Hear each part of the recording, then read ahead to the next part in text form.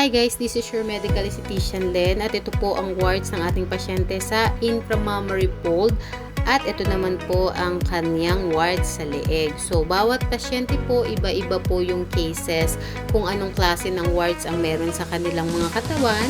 Meron pong maliliit pero madami at kalat. Meron din naman pong kagaya nito, konti lang pero malalaki. So, dahil binisita ako ng aking kaibigan dito sa bahay, syempre hindi po mawawala dyan na kailangan natin silang pagandahin at alisin ang kanilang mga skin problem or skin lesion. So, pagkatapos pong lagyan ng topical anesthesia, sinimulan ko na po yung kanyang leeg na tanggalan po ng wart. Kapag po nakakakita na kayo or nakakakapa na po kayo ng mga warts or kulugo or kung hindi nyo po alam na warts yan or kulugo yan, pwede po kayong kumonsulta sa ating mga friendly dermatologist or sa aming pong mga medical esthetician.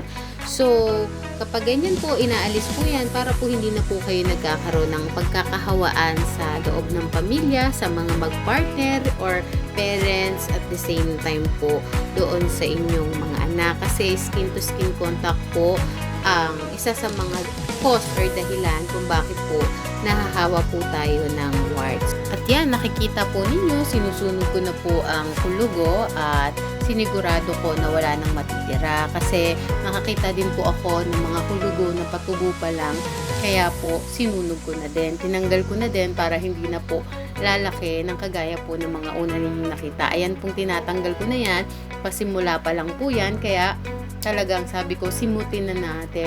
At ini-invite ko din po kayo na i-like po ang ating page, which is the Emmanuel Beauty and Body Care Aesthetic and Wellness Services. Ako po ay home service or home visit. Pwede po kayo mag-message sa page para po sa schedule ninyo. From facial to laser treatment, nag-o-offer po ako noon. At the same time, laser tattoo removal po, naka-promo tayo noon. At sa laser tattoo removal naman po, minimum of 5 session para dun sa mga minimal na tattoo. Kapag malalaki na po is minimum of 10 session.